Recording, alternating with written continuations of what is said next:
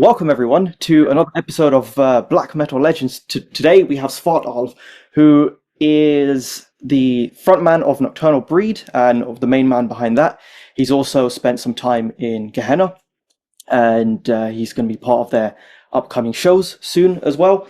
And he's also the lyricist for 1349, which, as you know, is my favorite band ever. So of course I had to have him on board to chat about that, of course. And he's also played with Satyricon back in the early days of the band. So it's a great honor and privilege to have you on. Well, thank you for having me on. It's a privilege for me as well. Let's quickly discuss the Gehenna stuff quickly, because it was a bit of a surprise, like you joining back in the band and then shows popping up again. Like, what was the story behind it, and how's the rehearsals and everything going so far? The story behind it is basically it's been kind of flowing around. We had a microscopic 5-minute talk about it at Nocturnal Breed's late guitarist Ben Helen's funeral 2.5 years ago, where Svartalv and Dolgar kind of approached me about like the idea about it, and I said I kind of had to think about it, and there's a lot of kind of like back and forth.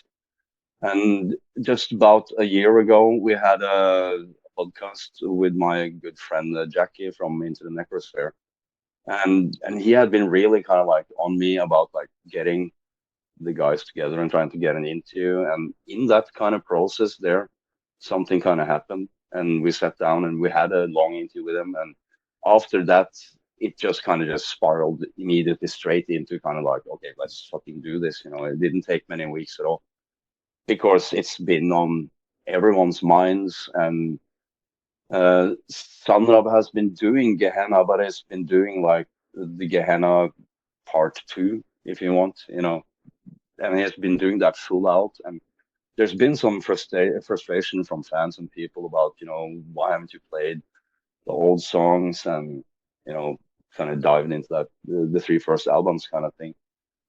And he's just kept away from it because it is impossible to do it unless you do it with the people that, like, yeah, the original people, you know. So we just kind of waited till it kind of worked out for everyone, and we got like all the little details. There's a lot of stuff that needs to be in place. You know, I live on the opposite side of the country, and there's a lot of back and forth. And it just kind of worked out, and now we're gonna do the show. So we're in like full production mode, and I'm rehearsing every day. I'm going to the West Coast in a couple of weeks, and I'm gonna stay there, you know, for half the summer, and then go to Bergen and do this thing. And the rehearsals are great. It sounds like fucking Gehenna, which is supposed to do, you know. It's like there won't be no, you know, oh, we're gonna do this fancy new fucking version, you know. There won't be none of that stuff. Yeah, gotcha. Because, like, admittedly, like Gehenna was never. It popped up on my radar when I was like growing up and stuff, and I never really understood it because there's, like you said, there's like the early stuff, and then there's like the later Gehenna era, and you know, I never found myself like kind of capturing me until we had that chat at Inferno. And then I was like, okay, let me actually put this on again. So I've been going through like some of the early stuff as well. And then First Spell finally clicked with me, because what I found with it was that it's a journey. Each song feels like a quest or a journey. Like there's like you're in the middle of a kind of a quest, almost like a Lord of the Rings kind of thing is one way I can say it, where it's like you're in the journey, you're trudging along, you're going through all of these like different places, and then it finally clicked when I was driving. It's like, yes, I'm on a journey, I'm going somewhere, let's go, this is the soundtrack for that. And you know, having that kind of sort of mystical sort of sound to it really was like, okay, yeah, this is why people really liked it. Like it just clicked for me, and it took a long time, like admittedly a long time. And going back to say like First Spell, what was the general writing process for that?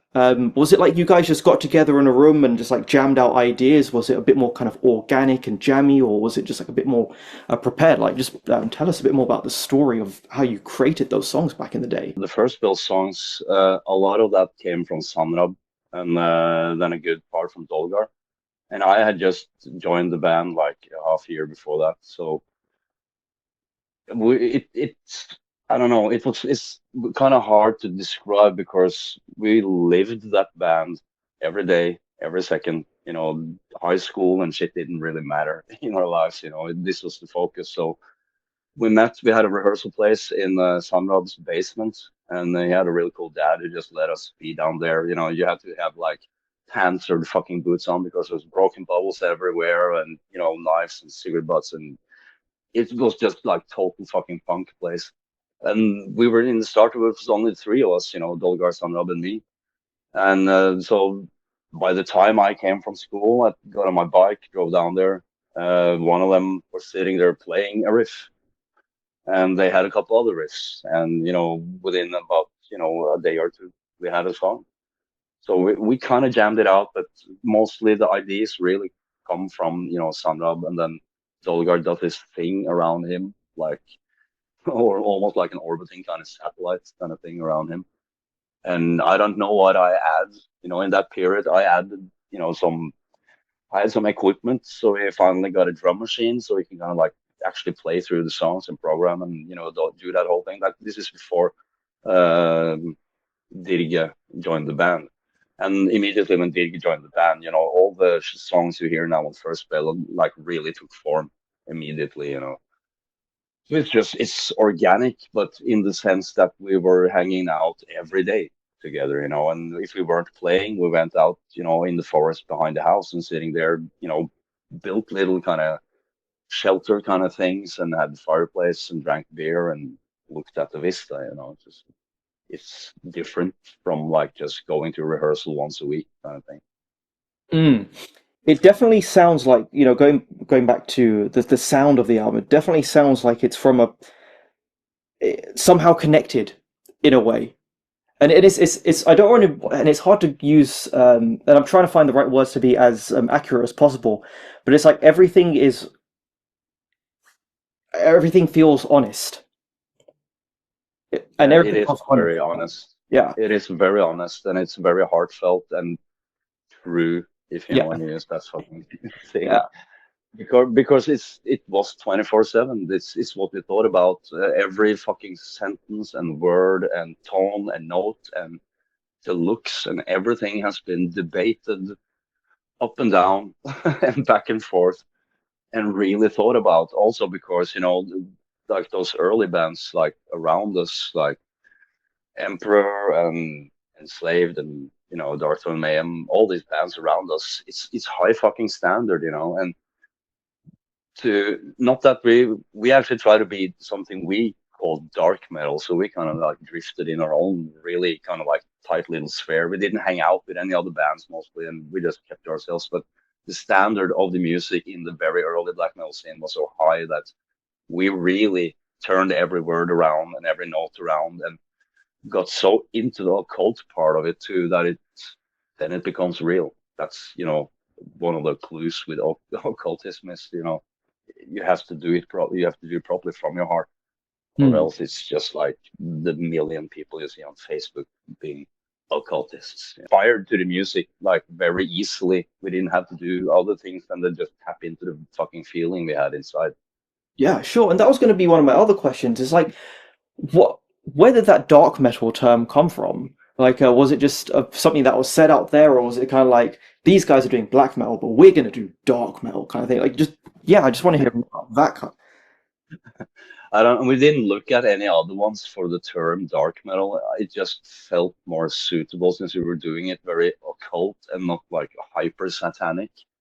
Or hyper, northern, winter Blashirk storm kind of thing. So we felt like we were in our own thing and doing our own thing, and we wanted to create something separate from the scene. We never been like in love with the scene in that sense. We hate people, also people in the scene. So why fucking hang out with everyone? It's not we're not doing this for the kumbaya effect, you Yeah. know. So yeah. So we just kind of clustered together and had a few friends around us that were like us, and that created that whole let's do it, dark metal to kind of like set it aside a little bit, still being part of it, but like you know. So it was just something that, but it never kind of caught fire, to say it like that. So, and people want to say whatever they want. It's like with Nocturnal Breed, people insist calling it, black thrash. I never once in my whole life thought about it as black thrash. I think about it as, thrash metal with Mhm. an emphasis on metal, and thrash in their separate ways. So, but genres are genres. It doesn't matter really. Yeah.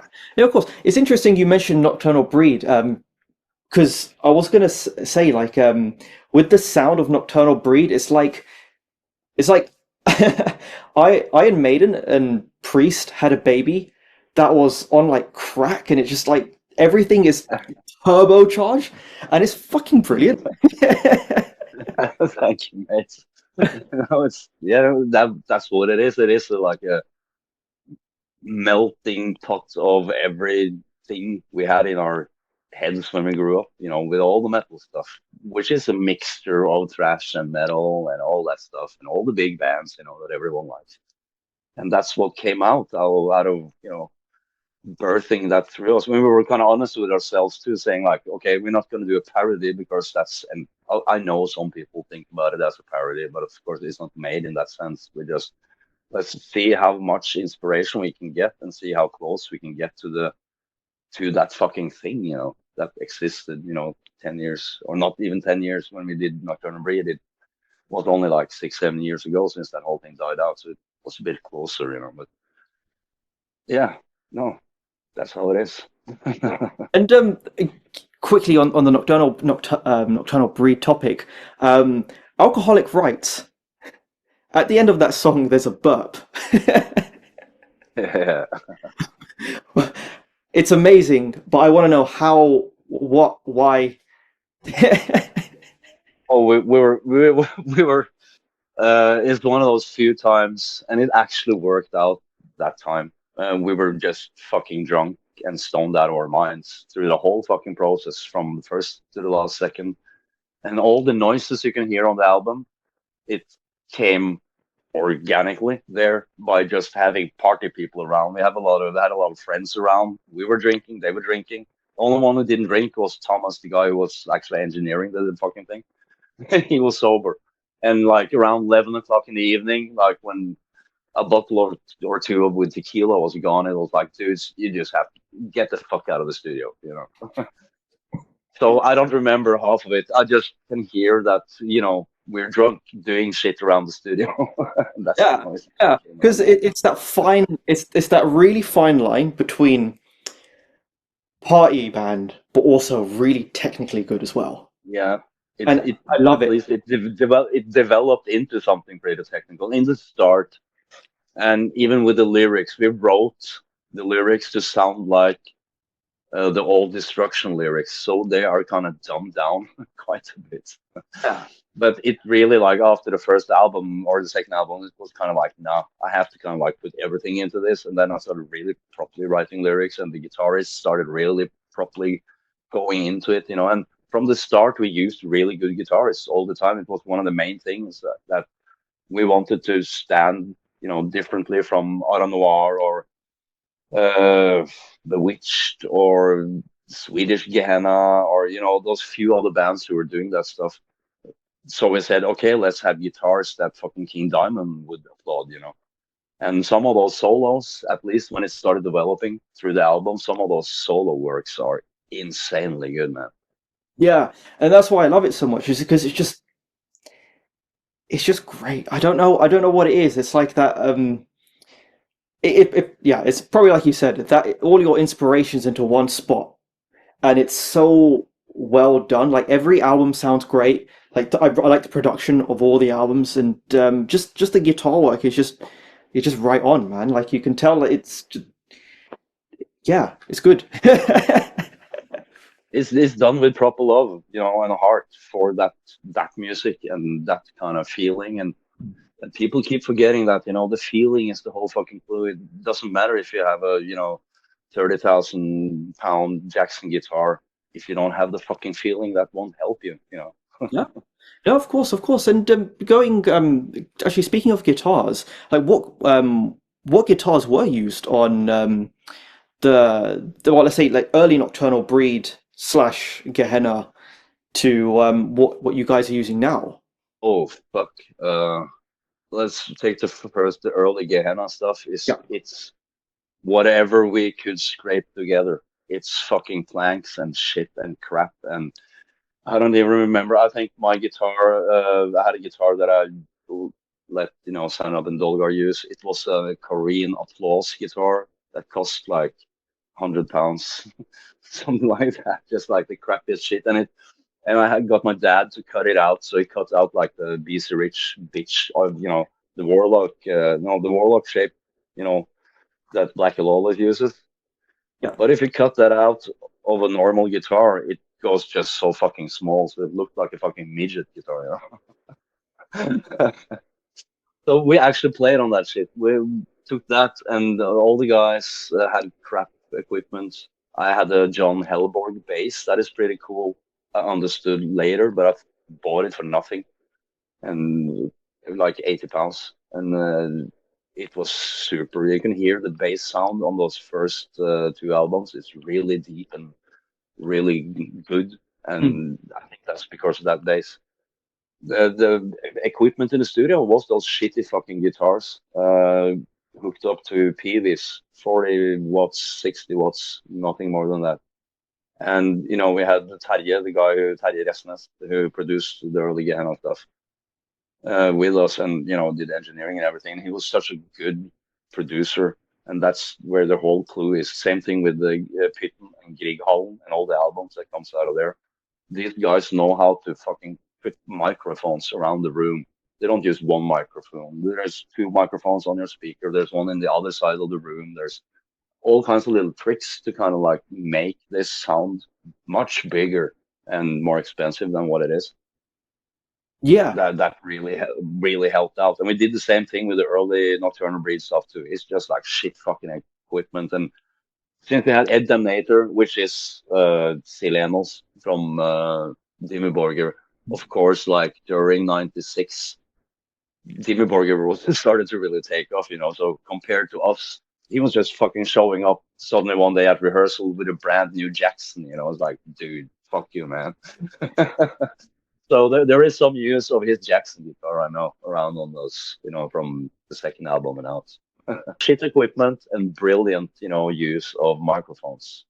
And so it's properly the old school way, you have to capture the sound in the room.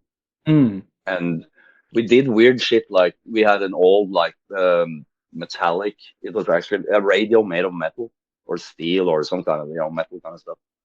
And we used that, so we had a metal zone, and I put my guitar into the metal zone into the radio thing into a Mesa Boogie old bass amp. So the guitar straight into a bass amp, and then we had like several microphones on that. And that's the aggressor sound, that we had on that first album. As well as, Silenos or Ed Dominator, he has such a fucking bad eyesight, so he was for some reason he was in charge of tuning the guitars. So that entire aggressor album is recorded in F. It's Okay. not recorded in E, Oh, because we didn't find that out until Astanu came in to do the lead guitars, and he was halfway into Triumph of the Blasphemer, and he was like, "Mate, so something's fucking wrong here." I was like, "Oh, what?" Everyone was like, kind of like looking up from their beers and tequilas, and like, "What? Is anything wrong?" Like, "Yeah, mate." And it's like, "Oh, fuck, the whole thing is tuned in F." So that album sounds completely different from anything else, you can get. yeah, because that was gonna, yeah, we're kind of going with all of these questions I was going to ask you because I know you've done some engineering in the past, and you've also didn't you do like some work with like events as well? Oh yeah, I did a lot of that. 10 years I worked just big concerts, as a roadie, as a stage dude, all kinds of things, like the massive big ones from Tina Turner to Rolling Stones kind of thing. And that's, that helps fucking opening every fucking perspective you have about music, and you get to see like the proper big ones and everything down. I worked for things like Cranberries, for example, as well. And, all those kind of bands, like worked for Fish, from Maryland. He was a really nice guy. He's been known to be a fucking dick, but he was really nice. I've cleaned Lemmy's bass a couple of times and got that set up and so, just cool shit. I put Eddie's fucking head up 2 times. That's, how cool is it when you're standing there and there's a fucking 18-wheeler rolling in and open the back of the door and there's this humongous fucking flight case and it's Eddie's fucking head. And he's like, this is going up on stage, mate. And there's like, 10, 15 blokes having to get that fucking thing up. This doesn't get better than that. I don't even need money for that. Fucking give me a beer. I've just been hanging out with Eddie, the actual fucking Eddie. That's great. And then bringing it to engineering and that side of things. So, I know you've taken some part in the engineering side. Was that more just for like guitar and bass specifically, or is it more kind of like mixing, or just like more creative on the producing side? All of the above, everything. It's been so many years. I started like getting into music like properly in a rehearsal kind of room kind of thing from 86 around there. So, and there's always been a mixer around. There's always been talk about demos and how to do things, and you talk to older people and you learn and you pick up stuff. And so I've done all of the above many, many times in many strange fucking places and ways, which is also a very good learning experience, when you have to use shit equipment in a strange room to figure out, okay, that's why the old demo sounds so fucking cool, people had to just use whatever the fuck you had around. And I think that's really charming, even if you go to like stuff like the British demos from Paradise Lost or My Dying Bride or stuff like that too. It's like it's got that feel, and it's that do-it-yourself kind of thing. And from there to doing the super big productions, going to studio with Satyricon, and which was like a massive fucking the biggest studio we had in Norway at that time, and to doing things myself here in the forest, making a kind of studio kind of thing up here. So no, I like doing all of it, and it inspires me. There's other bands who ask me, to come around sometimes to do things and listen to them. It's just fun. It's just like music is kind of fun to be around, no matter what. Cool, yeah. And then what would you say for new bands now who are trying to get their sound? And it's quite open-ended, but it's more the case of, because I'm one of those people now that's thinking like, yeah, I want to like in my recordings, I want to get more of that organic kind of room sound kind of thing. And then there's obviously going to be people out there who are looking for a more kind of like tighter guitar sound, or people who are looking for that more kind of old school, kind of like open grand sound. Like, what kind of tips do you have for people when it comes to like mic placements, or even like gear and equipment? Of course, with mic placements, the closer you get to that mic, the tighter the less room you're gonna have. And you can use several mics. And I think it's a bit important to have at least some idea of where you want to go. And it's nothing wrong about listening to other bands and have references, like let's say I've been always like super kind of like in love with the sound of Don't Break the Oath with Merciful Fate and Fatal Portrait, the first King Diamond albums. Both of them have like the same kind of shit going on with the guitars. And I've been trying my whole life, trying to get that shit, figuring out, oh yeah, maybe it's using a little bit of, flanger here, and there's some echoes there. And I try with some microphones back and forth, and it's that experimenting phase and actually taking a bother to take a couple hours to do that stuff and try to record and try to move it around. It's really fucking boring, and it helps if you have a friend around who can just push fucking record for you. So, yeah. But it's experimentation, and don't fucking ever plug and play. I hate you can't do that. Don't buy a PC or go home and plug your guitar into that. That's this. Everyone who knows something about music can hear that. That hyper electric kind of fuss that comes from that. So you use like you have, I can see you have amps and all the stuff behind you. So use those. That they're there to kind of throw music into the room, and there's a big difference. The sound you get from a microphone 1 meter away from that, and 3 meters in the corner when the sound has bounced around. If you want to go a little old school battery, put your microphone in the corner. Do that stuff. If you want to go burst something, then you can just start singing in use microphone headsets, use the equipment for stuff it's not supposed to be used for, if you know what I mean. Hmm. And yeah, that's what I learned from. I've been to Grieghallen and recorded there, and the same thing with Terje, which we used with Gehenna and stuff too. They were like inventive dudes. So okay, we need some thunder. How can we make thunder? You start shaking around on shit on the walls, till you find thunder, and you pitch it down a little, and all sounds you make yourself, and that just kind of experiment with it. That's what I would say. Just don't just go for the software. We did that with the Naples Nights album with Nocturnal Breed, and that's the album we're the least pleased with because it's Hmm. just like plugins on top of plugins, and it's okay, but Hmm. sounds like it is of its time, and I didn't really want that. I didn't want an album that sounded like 2013, 2014. Mm-hmm. That's an interesting point because I've never actually thought of it like that because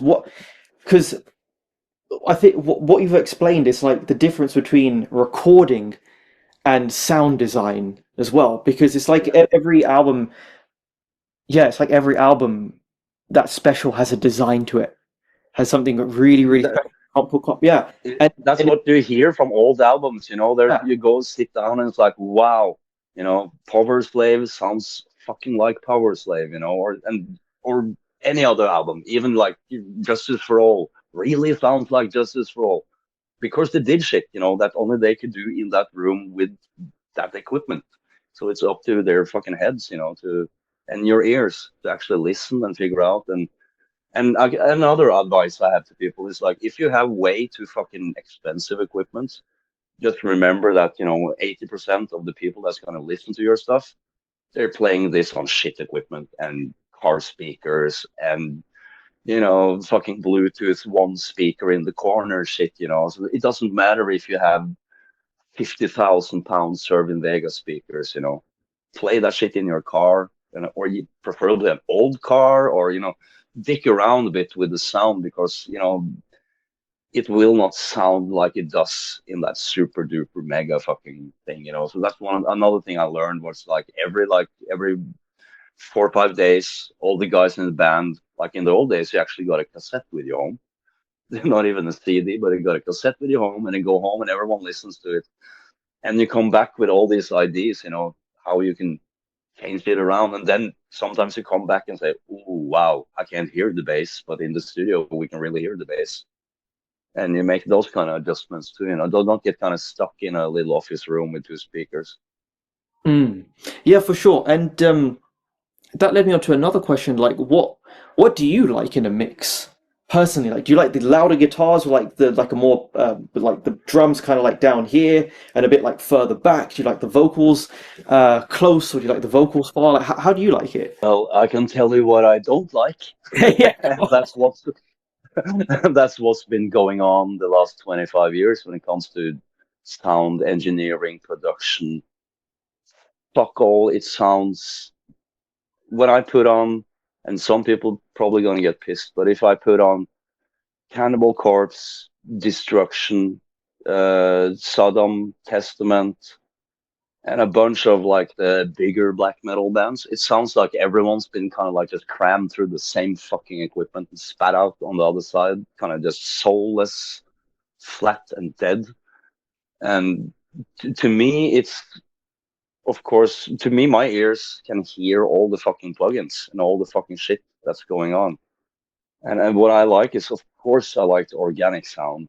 And that doesn't mean you can't use drum machines, for example. You have bands like Ministry. Old Ministry is beautiful, even though it's like super fucking just like electronic and technical, but there is an organic thing there, and it's that production, that. And I have like one thing I go back to always, and I could probably take 90% of all the albums that came out the last 25 years, and I would say put some fucking reverb on that fucking thing. It's too dry. It just, but that's my personal taste. I grew up super kind of 70s, 80s kind of music style. So I love when things just like swimming in reverbs and echoes and shit. But that's, even if you want to make old Norwegian black metal, it's swimming in that because we had so shitty fucking equipment. So to make that, 100-pound guitar and 40-watt TV fucking thing work, you use a lot of reverb. You have a shitty Casio keyboard thing that, that you buy in a fucking toy shop, put some reverb on it, and you're gonna get the Dark Throne Soulside Journey keyboard, the sound, that proper kind of like black metal, old death metal keyboards that are so fucking crappy but so fucking kind of horror movie and cool. Yeah, you don't have to buy a Roland, for 20,000 pounds for that. Doesn't Yeah. buy an old Casio and put some fucking reverbs on it. I guarantee you will be happy. No, for sure. It's like we've gotten into a time because even I've been kind of guilty of this. We've gotten into a kind of period where it all becomes about what you have rather than what you do with what you have. And Yeah, that's the big thing. It's like come on, like I admittedly I was a 16-year-old kid who wanted to make my guitar sound like Archaon. I wanted that. I wanted Revelation of the Black Flame. I wanted that guitar tone. When he's playing like Serpentine Sibilance on the album, and I was like, dude, this is so cool. But then I yeah, realized after a while, like that's not me. That's not what I want from a guitar sound. It's what I like, but it's not me, kind of thing. And yeah, there was a time where I was like chasing so much gear to try and get that, but then I was like, hang on a minute. But I like this stuff more, and it's a little bit different to what he does. And and I'm one of those people that's like, I've got all of this stuff here, but I don't like spending too much money on gear. I say that with a wall of gear behind me, but but it's like if I that's a fucking oxymoron. yeah, it's like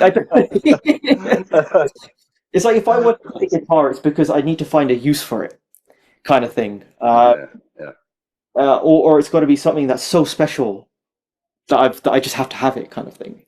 But yeah, I definitely think it's more exciting to have someone who's a bit more of a creative thinker rather than a nice sound in a way, because you can get a nice sound from yeah. anything if you know what you're doing. The clue I think is that people should kind of think about is that I'm sure maybe if you're a bit younger and you like more of the stuff that's been coming out the last 20 years, maybe not, but for a lot of us, at least half the music you love the most in the world was made on shit equipment in a shit room, with half drunk fucking teenagers. That's the shit we love.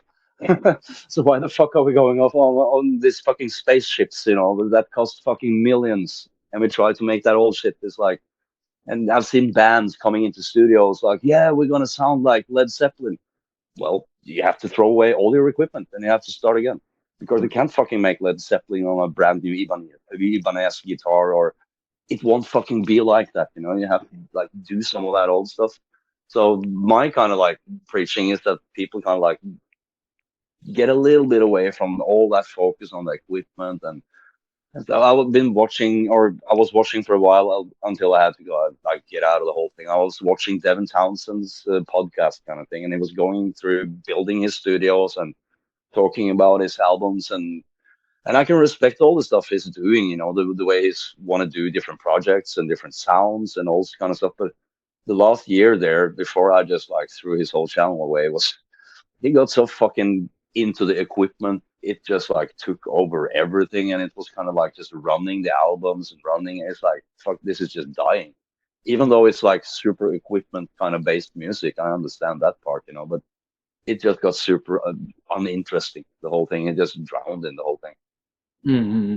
Yeah, that I can totally understand.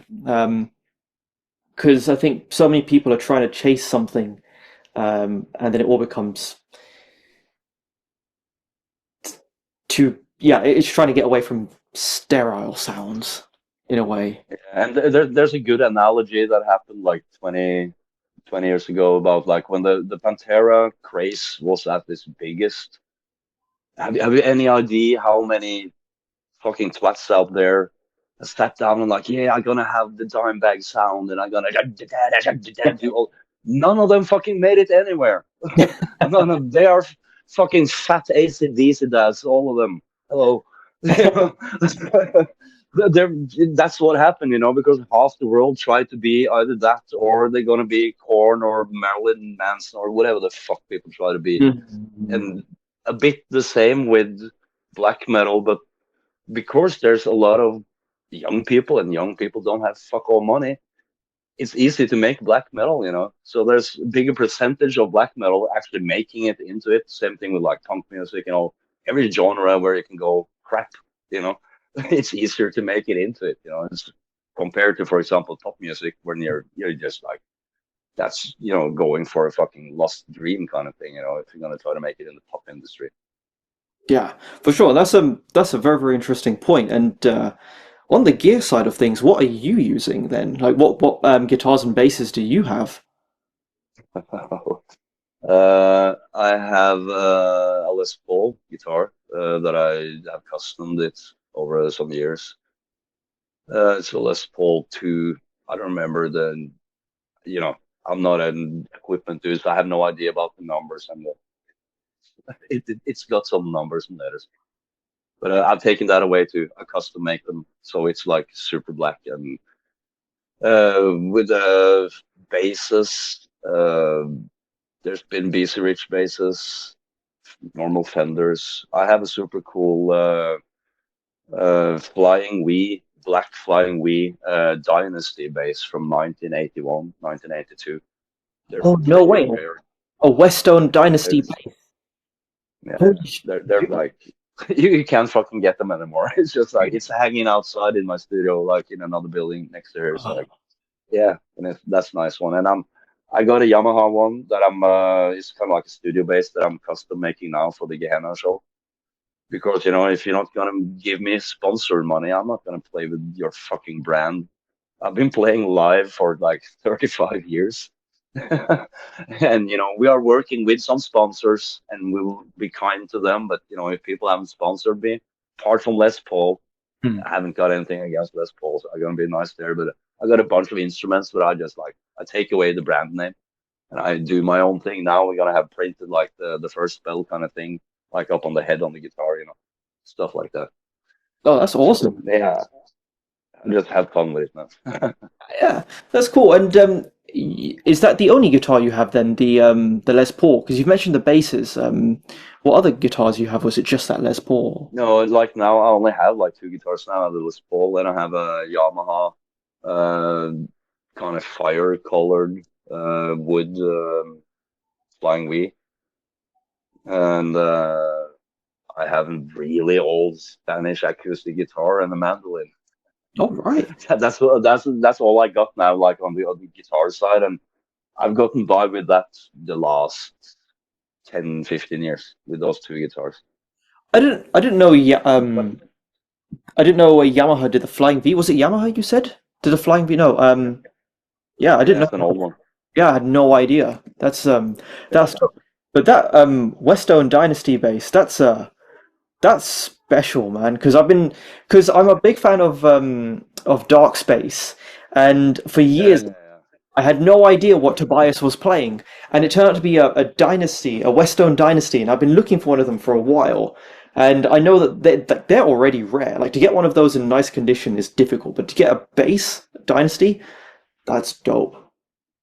Oh, it's cool, and it's very good condition too. It's the arm is getting a little bit banana shaped, but Hmm. that can be fixed by just a few pounds. So it's a very cool, and you feel it's kind of stupid thing, but I I grew up with all the heavy metal. You feel cool when you're playing that thing. It fits really well, like all V guitars should. They should sit kind of like boom. Okay, let's fucking go for it. It's something different than just like an old Fender bass that weighs 5 kilos and is fucking horrible to be around. Or all of those, I'm sure a lot of people out there know, all the BC Riches. You put it on you and you'll go on stage and you take your arms up like that, and your BC Rich is gonna go boom straight into the Ah, yeah, fucking yeah. ground. Those Yeah. front heavy kind of, iron things to weigh just like everything. And you should go from there and then go to like a perfect Jackson. Like, there's a reason why Dave Mustaine fucking plays like he does. He needs a proper fucking Jackson. He can do it on a crap fucking Fender too, but when he's got that thing, the Dave Mustaine thing happens. Mm. Yeah, and do you find V shapes and spiky guitars in more playable in general? So I normally find when I play guitar normally like this, I keep it on here. I normally get like weird like cramps and pains there, but I have to play it like this so that I'm comfortable, and I can't play what I want to play properly like this, but I can play exactly how I need to when it sits right. Does that happen with you? Like, do you just find? I play exactly like you. I have it between my legs, like your second option there, between having stuck between my legs so I can kind of like, I don't know, it just becomes a part of me when I'm sitting like that. And I have this thick book called Millennium, and I have that under my right foot. So put something under your right foot, so you get it like 6-7 centimeters up, and it just test it. It just feel it. Then it just like boom, it pops in place with the way you have the guitar between your legs, kind of thing. Cool. Oh, I have So to try. yeah, Yeah. I'll have do that. Just put like, yeah, just put Lord of the Rings, the classical Lord of the Rings version. Put that on your foot and test it out. Cool. I'll give that a go. I'll give it a go. And bringing things back to first spell, the artwork is that you guys and someone just took a photo with a horse, or is that taken from somewhere? Oh, it's not just someone like randomly taking a photo. Okay. It's Yeah. very planned out. Yeah. It's super planned out. We wanted like all the Gehenna albums up until like some of the recent ones, but all the Gehenna albums is original photo artwork. We wanted to have our own thing and not have the drawings like everyone else had. A bit, back to we want to be dark metal and our own club kind of thing again. But it's yeah, it was planned out. It's like it's only 10 minutes from where we rehearsed. There's this little hill and a water thing. There's this big oak, and on the picture is Dolgar is the one sitting on the horse, and Dirgrep is the one standing with the horse. So it's them. It was a brilliant idea, and the colors is the whole thing. The gray color on that one is just like the perfect gray, if it's possible. It turned out like actually like a goth cover almost. Yeah.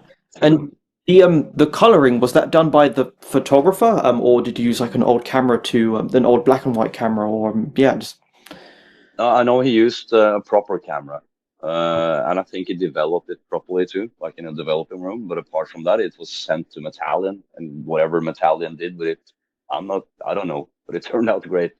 oh, do you guys happen to have like a photo copy, an actual copy of the original photo without all the edits? Yeah, we have several. We have the whole session. There was a bunch of pictures taken. But yeah, there's a Cool. bunch of stuff. Do you think you'd ever release those? Actually, I'm not sure we haven't looked at like the final layouts, but there is a book, Gehenna book coming out on Darkness Shall Rise Records in Germany, which will be like I don't know, 250-page book about Gehenna, and we just like gave them a ton of pictures. So, and it will be a lot of those pictures in there. So I think some of those originals will be in there as well. They're Wicked. very close. The gray color is there, from the original ones. Oh, that's brilliant. That's cool. I'm going to keep an eye out for that when the book is out. And another thing I wanted to ask about is the origins of your name. So Svartalv and slash Destroyer. How did you come up with it? And then where did the Destroyer thing come from? Who do you want to know first? Well, the Svartalv one came just from needing a name with Gehenna. And I had a period in the start where I used torture with just a U with two of those dots Hmm. over, torture in a way. I had coronas a little bit, and when I lived in Oslo before I came to Gehenna, but none of that kind of fitted in. And I was just reading through Old Norse kind of mythology, creature kind of things that was present in like Viking Age and early medieval kind of times. And then, Svartalv was there, and I read up about it, and it's not one of those cute fucking, nice little elves. It's the elves that the Vikings and were scared of. So it just felt nice. And it's strange with those things. You go looking for names, and it pops up. If it's right, it will pop up, and it will just suit you and fit you, and it becomes you, and you become it. And like now, more than 30 years later, like 32, 33 years later, it's like that name has become me, and it's been in my passport for 25 years, and it just becomes you. So that just felt very right. But when I started Nocturnal Bleed, I did that because I was on a Satyricon tour with Nemesis Divina, and we could just see how the whole scene kind of was changing. This was like in the start of 1996. And it didn't really feel nice. I was irritated and pissed off about the whole thing. I wanted it to be grimmer and darker, and the whole reason why I joined Satyricon even was I wanted like deeper fucking into the dark forest, and Satyricon went Nemesis Divina, which isn't quite like that deep into the fucking forest again. So everything just felt a bit strange and wrong. So I just, for a long while, I didn't kind of want to be that associated with the whole thing. So I just took a new name, started a new band, and I don't know. That name became me too, to put it like that. So I don't use it that much anymore. Mm. But Destroyer came out of listening to Twisted Sister while I was shit drunk on red wine. Basically, that was it. Just kind of one of those. Fucking hell, I like that one. I was playing the Destroyer song from Twisted Sister, and it's like, yeah, fucking hell, I do that. And you know, so it wasn't any deep fucking, spiritual kind of thing going on there. Yeah, because I remember like looking in early 1349 albums and seeing in like YouTube captions, it's like video created by SA Destroyer, and I was like, who's the Destroyer? Like, who is this guy that's writing the lyrics? And then it wasn't until I found out like browsing the metal archives a few years later, it's like, oh, okay, cool, that's sick. So it kind of like eluded me for a few years when I was getting into this kind of genre. And talking about lyrics now, so when you write lyrics, is your normal process is that you have the music first and then you write the lyrics, or do you write the lyrics to the music, or is it like vice versa, or do you prefer one of the other? I can do all of them. That really depends. What I like the most is if people give me a theme and I just write the lyrics without listening to anything. Of course, I will know what the band is like. So for example, like for 1349s, where I write the whole album, then I get all the tapes or the MP3s from the guys, which is basically first I hear like Arkan's guitar riffs, only the guitar riffs, and that's the tape that goes to Frost as well. And already from there, I'm getting like a notion of, okay, this is the direction we're going here, kind of thing. And at the same time, Raven is just talking to me from the side, explaining what he wants out of this. Like the last album, everything was about like the much deeper sub levels of alchemy. Uh, okay, there we have like a theme for the whole album. Then I start studying, and I study a little bit online, but I'll still like books. So I'm like, there's books all around, pictures, kind of shit. I just like nerding on it. So I nerd for a while the guys just send me this like rehearsal stuff, which is only Arkin and Frost playing.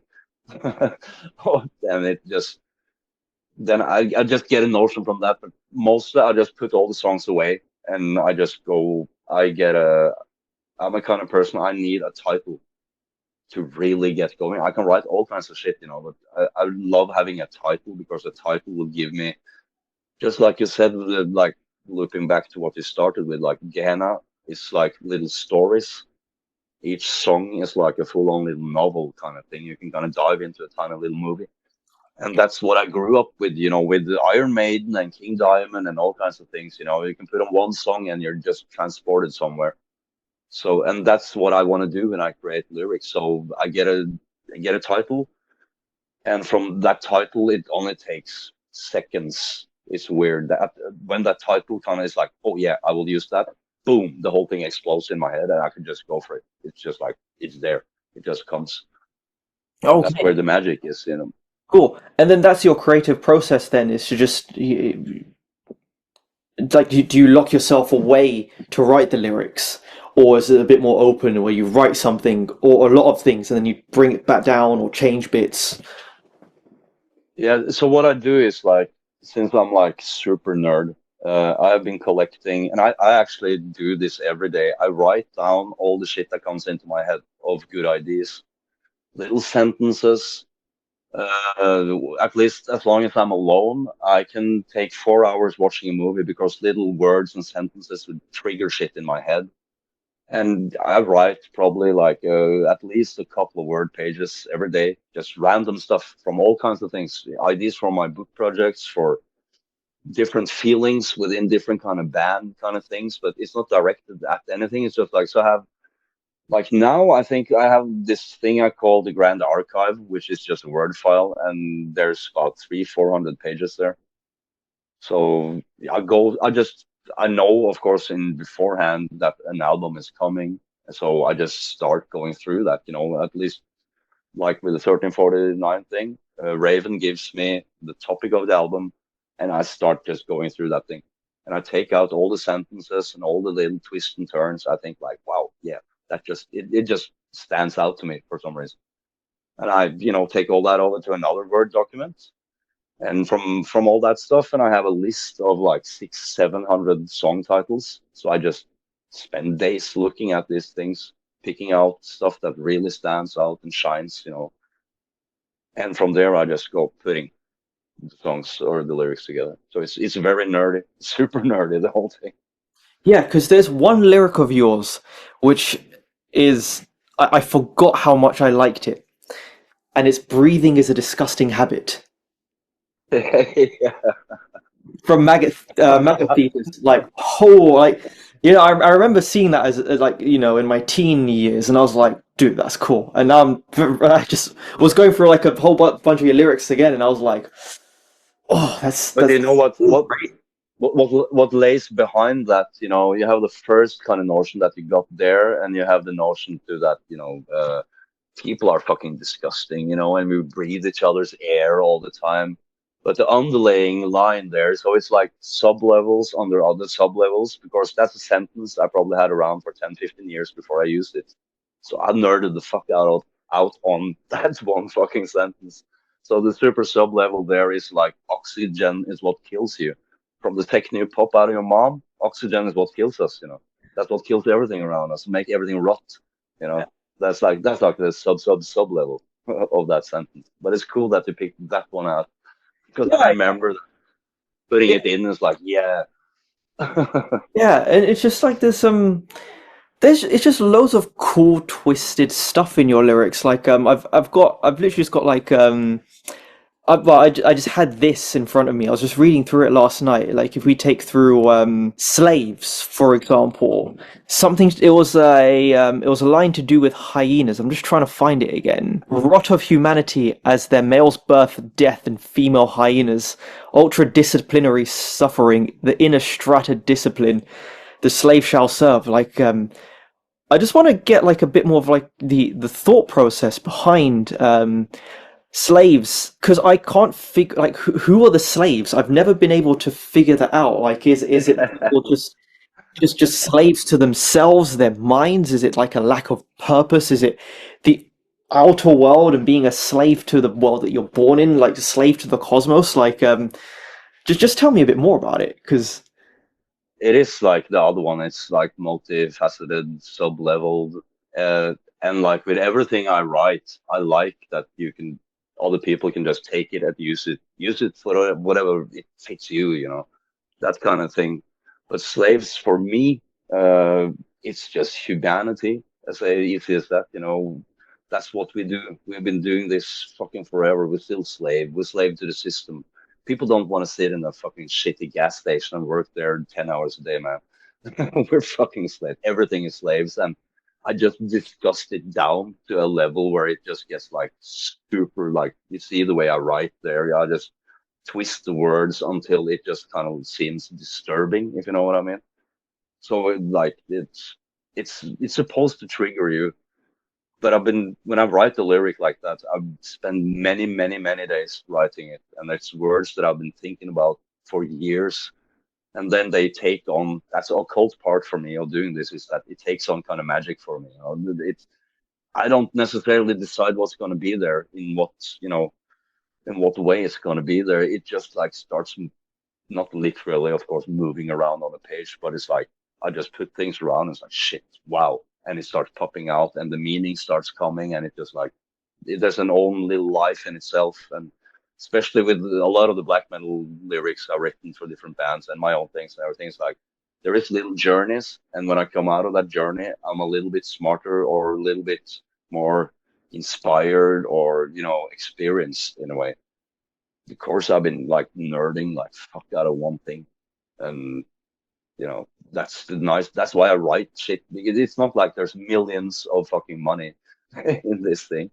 So it's just I write it because of that thing, especially like when a thing comes together, it's like tapping into the occasion records or that kind of feeling thing. Mm. Yeah, because there was one song I wanted to speak to you about as well. Actually, a couple actually. One of them was Rotterdam to Rotterdam of Hellfire. Yeah. It's like is that what you did to come up with that? It was like I don't know, you had like rotten somewhere, but you needed something more, and then it was like I don't know, maybe you're thinking about like domination or just I don't know something dumb or freedom or something. Like how did you come up with that title to Rotterdam? I would just put one word out, kingdom. Hmm. Kingdom, Rotterdam. And for people who, if you if you look around at my lyrics, the word rot and rotten and rotting comes out in so many twisted ways. I just love the word rotting. I've done since I was a kid.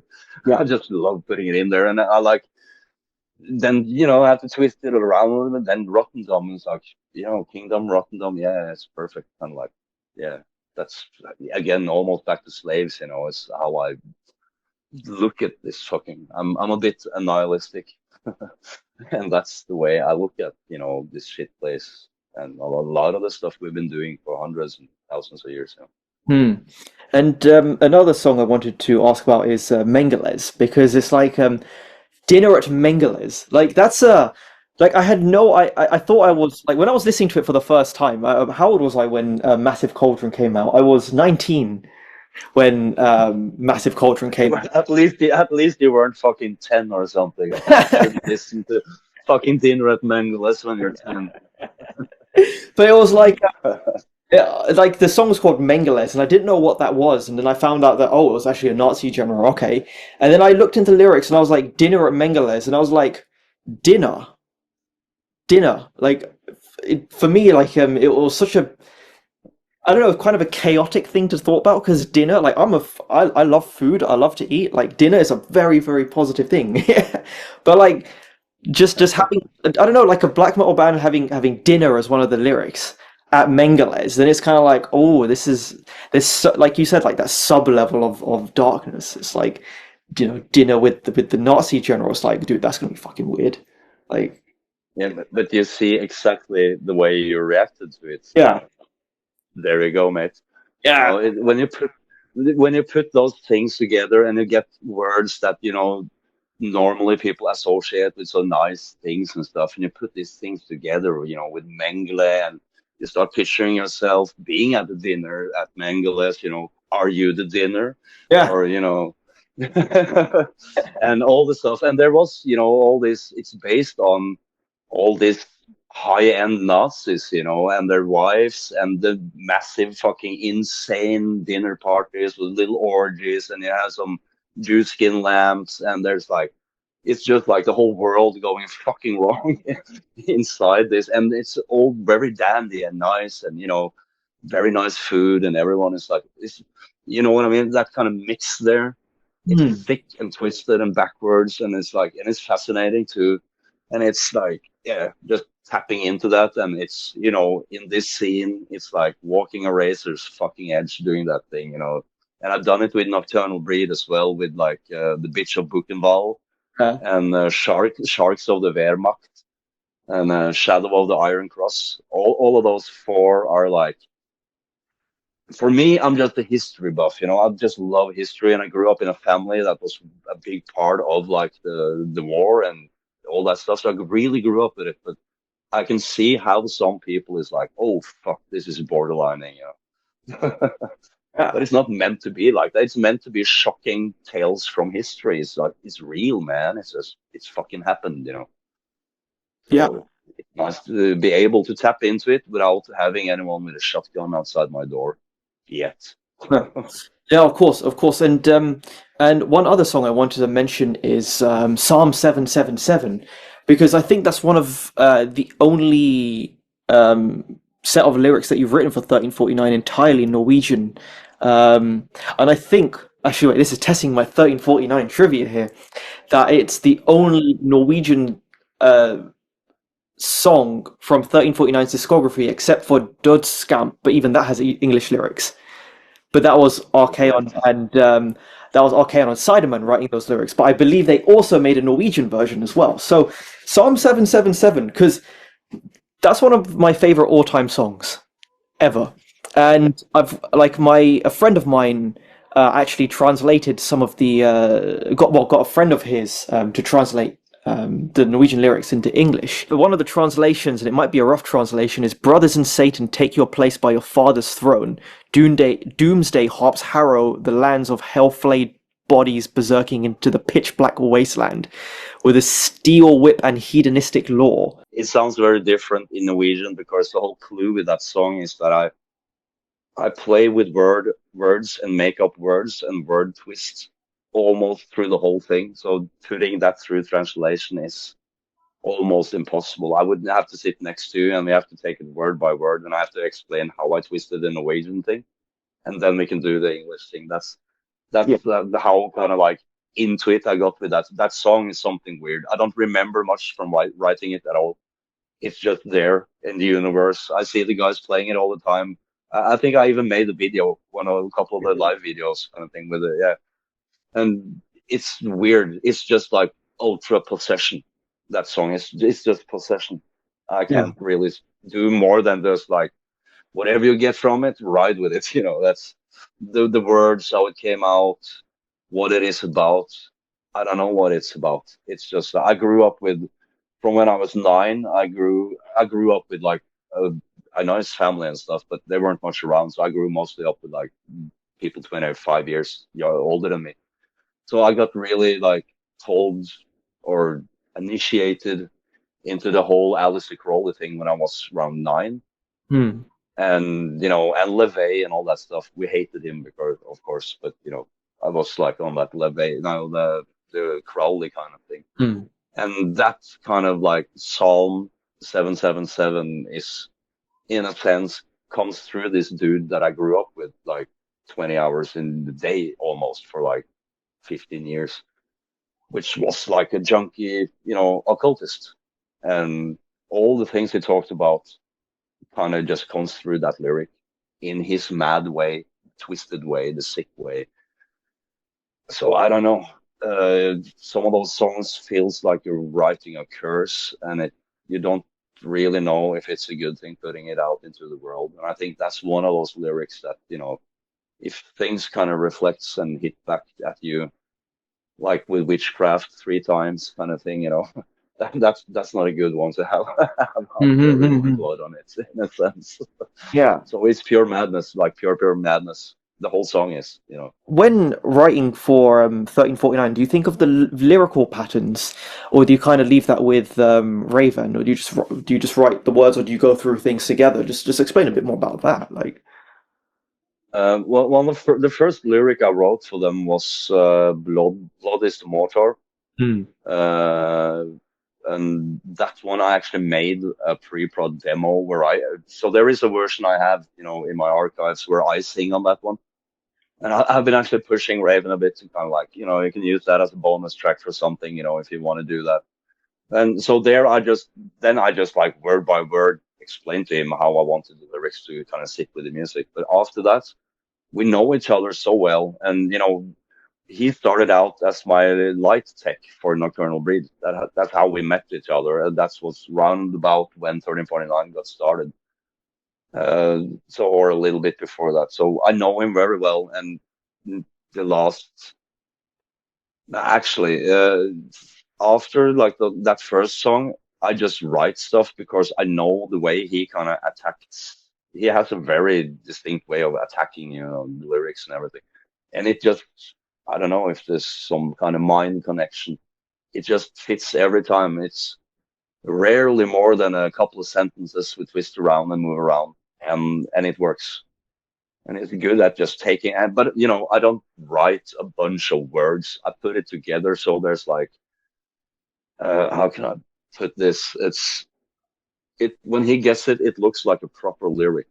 No, there's the chorus part is just as long in each place when it comes and it repeats. The words kind of rhyme in the same way. There's complete structure to it, so it's very easy for him to put it into things. And sometimes I just like I go through the song and it's like, well, there's five riffs and they kind of like repeat in this and that way. So I kind of put the lyrics in that kind of sort of way. So it's, I don't know, it's kind of a nice cooperation feeling that just works very well with him, especially. Because that leads on to another question I was going to ask from Psalm 777, and this was something that a friend of mine picked up, and it's there's a line called like I believe the pronunciation in Norwegian would be Jordans Rotta. Because I know, isn't it in Norwegian that you pronounce the J's as like kind of like a Y sound, right? Yeah. Kind of. Uh, yeah, the rats of the earth. Gotcha. Because like in the song, it's pronounced with a hard J. It's like Jordans. Yeah. Was Yeah. that your idea, or was it just Raven just doing his No, thing? no, no. I have no like after they get the lyrics, it's like it's doing its own life. I don't do anything. I don't put anything into it at all. Most of the albums have been written and mixed and mastered way before I hear the first songs and stuff like that. So I just let him do his thing completely. So that's how his ideas. And I think for me, there's a little magic to it too. I just leave him a bunch of stuff and then I listen to it later going, oh, wow, oh, this is what came out of you this time kind of thing. So Cool. yeah, no, that's how we do it. Cool. And with your vocals, how do you get that possessed sound? Kind of crazy thing you do in Nocturnal Breed. How do you do it?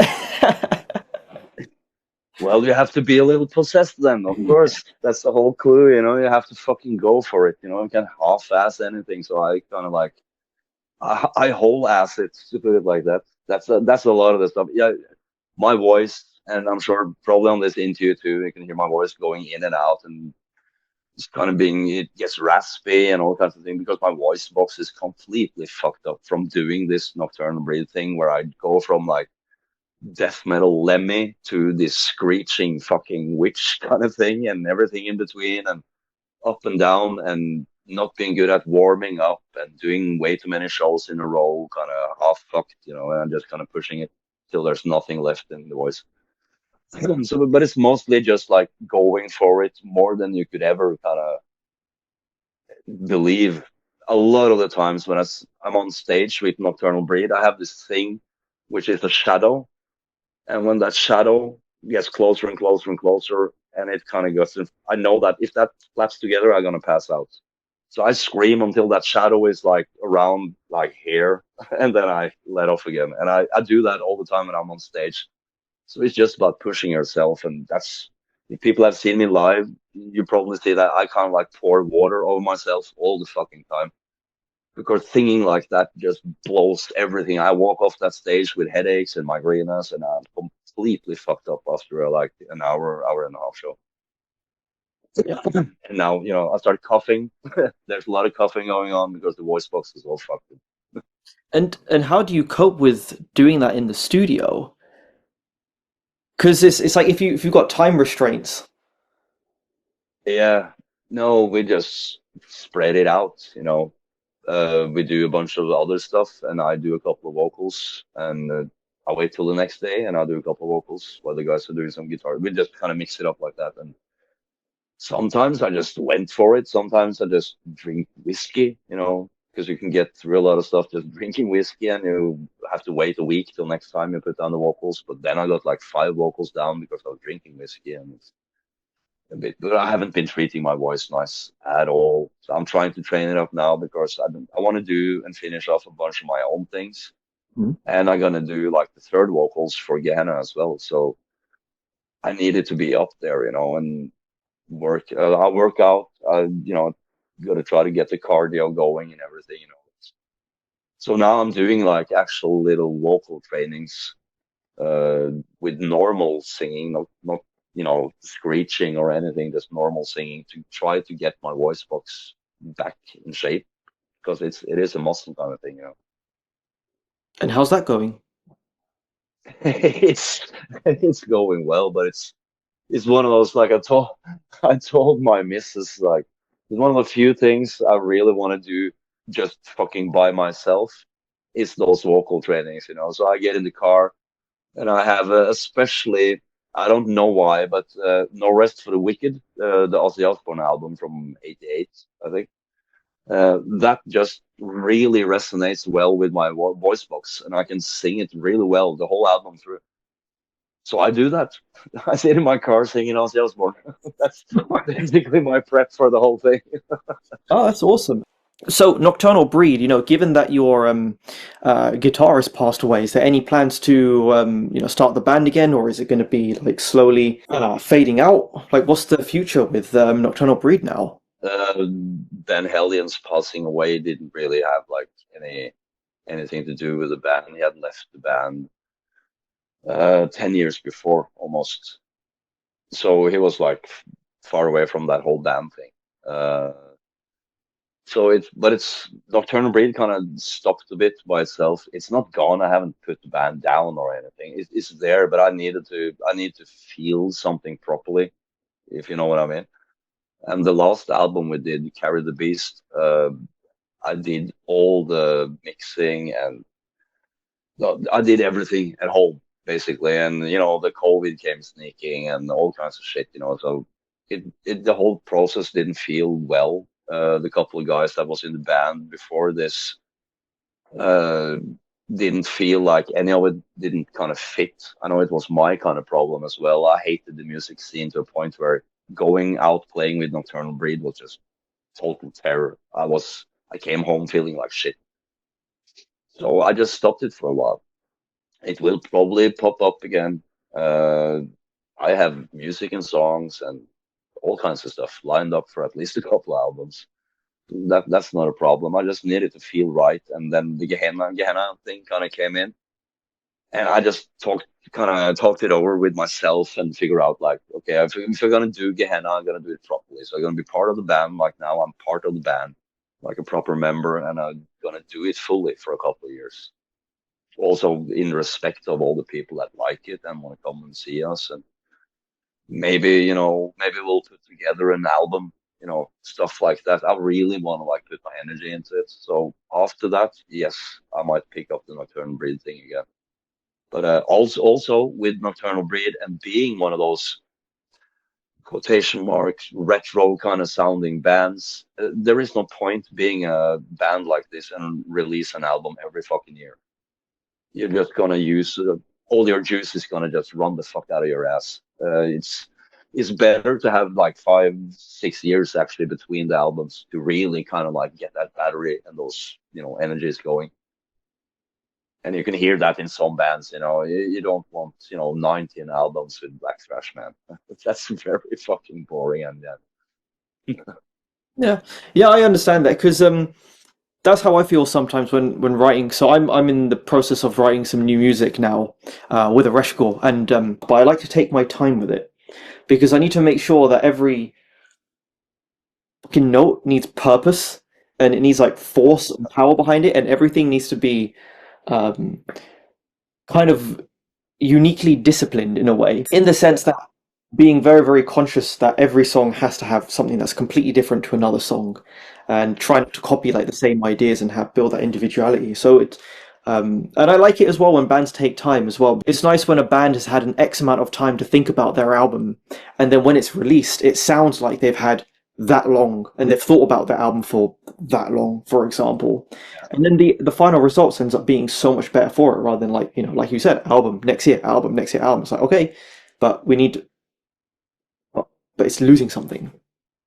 It's Yeah, losing. it's no point releasing like there is bands that release way too many albums, and it at the end you're starting to release like two good songs and the rest is fillers. There is no point to that at all. Yeah. Just wait until you got a good album. Don't release fucking fillers. Yeah, I yeah. try to tell myself like we've done that with Nocturnal Breed. We have a couple of some of the albums are way too long and the songs are too long and there's too many songs on the albums and like I learned the hard way. Like I picked up both here and there with stuff like that too. Like Yeah. so, just take the time. And but you remember not to like get so. I have friends that did great fucking music, but they never got it out to people ever Mm. because they just got so fucking stuck with trying to just tweak everything, and it took 12, 15 years and it just died. And it's like, dude, if you released this in 1993, you would be big now. But it just was lost in a boys' room kind of thing. Mm. Yeah, and it's a shame when that happens. It's like because yeah, admittedly, I've fallen into traps, but I mainly like that with the writing as opposed to the production kind of thing. So if it like sounds good, I'm like, okay, cool, let's leave it. But like with the writing side of things, it's like the way I like to write songs is like and think of albums and EPs and stuff. It's like everything, like it can't be complete if a song was missing, for example. It's Yeah. like it's designed to to be listened into a certain order, and it's not, and it's got to take the listener on like this on a journey, and basically everything needs to have like a kind of underlying purpose. Where if you take like what that part out of the song, it wouldn't work. Or if you take out this song on the EP, or yeah, to crafting the album as opposed to just making it kind of thing. And people forget, that there is like a proper, master class kind of artwork thing going with like making a proper albums. Like people sometimes just laugh about like the old 80s metal albums. It's like, yeah, blah, blah, blah, blah. It's just Iron Maiden. If you're going to try to play like Iron Maiden or some of those bands that properly, in that order, in that way to make it fucking bounce along like it does, it takes fucking geniuses to do that kind of thing. They normally don't even realize that they are, but to make that kind of thing, and it's the way it's thought out, and it's like with food as well. It's pretty easy to make like a very kind of mushy kind of black metal thing with a lot of reverbs, and you can just keep piling on with keyboards and sounds and 50 layers of vocals and stuff. But fucking try playing AC/DC, man, and you will fuck up. Because it's like making food, you go to Gordon Ramsay and he will ask you to do something with a fucking egg, impregnated with an egg. It's that thing, you're taking it down to such, and I like that kind of thing sometimes too, to do music so simple that it will shine through if you're fucking up, like with Nocturnal Breed. If we had bad lead guitarists, it would fucking suck. But you can't come to those things and there's like this, grandma fucking playing, it's like, I like to do that kind of stuff, man.